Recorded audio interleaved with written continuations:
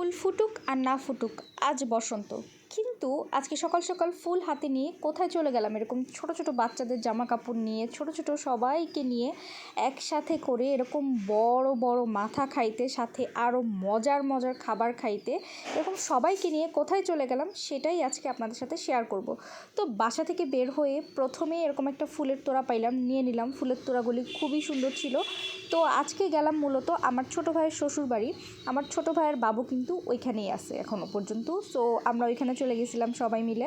তো আন্টি অনেক মজার মজার খাবার রান্না করছিল, এখানে ডাল রান্না করছিল, সবজি ছিল, দেন হচ্ছে রুই মাছ কাতল মাছ নিয়ে গেছিলাম আমরা, সেইটার মাথা ছিল, এইটা রুই মাছ কাতল মাছ রান্না করা হয়েছিল, 2 প্রকার গরুর মাংস ছিল, প্লাস এটার সাথে আরও ছিল রোস্ট, পোলাও, মানে হিউজ পরিমাণ খাবার, যা খায়া সব শেষ করা সম্ভব না। আন্টি অনেক মজা করে অনেক কিছু রান্না করছিল।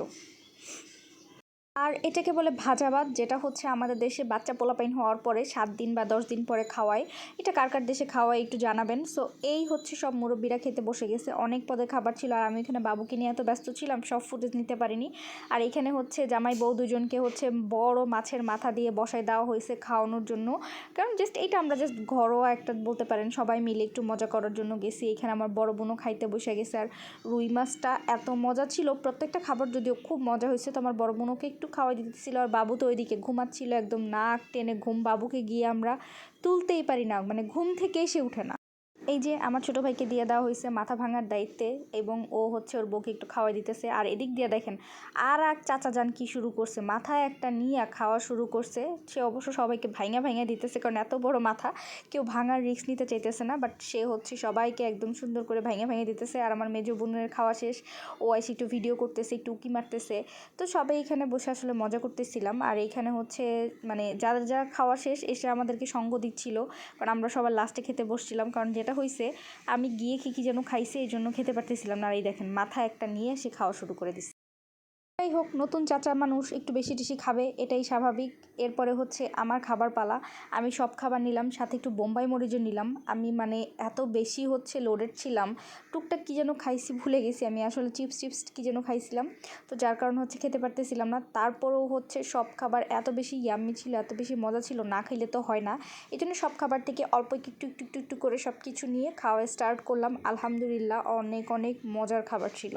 আর মেইনলি বলতে পারেন এখানে শুধু খাবার জিনিসই বললেন আপনি, কারণ হচ্ছে যে কোনো দাওয়াতে গেলে বা যে কারো বাসায় ঘুরতে গেলে দেখবেন বেশি করে ওই যে খাবার দাবারই হয় আর গল্পগুজবই হয়। কোথাও ঘুরতে গেলে কিন্তু এরকমই হয়। সো এই দেখেন, এই পাকনা বুড়ি আসছে আমার কাছে বিচার দিতে। কি বিচার দিতে আসছে, তার জিম্মা মানে কি, তাকে হচ্ছে লাফাইতে দিচ্ছে না। মানে ওইখানে একটা ম্যাট্রিক্স বা পিছানো ছিল, সেখানে শুয়ে ছিল, তো হচ্ছে ম্যাট্রিক্সের উপর লাফাইতে দিচ্ছে না। তো বলছে যে পড়ে যাবা তুমি, তোমাকে হচ্ছে এখানে লাফাই দিতে হবে না। সে বিচার দিতে আসছে আমার কাছে যে তুমি এসে একটু বকা দিয়ে যাও।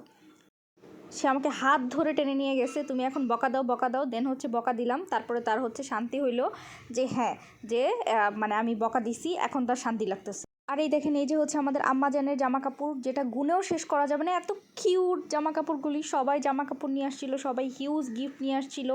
প্লাস হচ্ছে তানির জন্য অনেক গিফট নিয়ে আসছিলো, সেগুলি হচ্ছে এখানে দেখতেছিলাম। আর এত সুন্দর ড্রেসগুলি, মাশাল্লাহ।